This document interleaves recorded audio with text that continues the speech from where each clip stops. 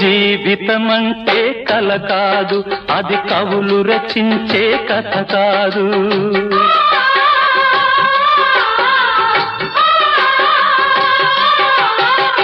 జీవితమంటే కల కాదు, అది కవులు రచించే కథ కాదు.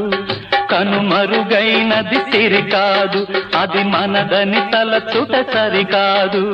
కుడి ఎడమైతే పొరపాటు లేదను నానుడి సత్యం కాదు, ఇది అందరికి అర్థం కాదు. ఓ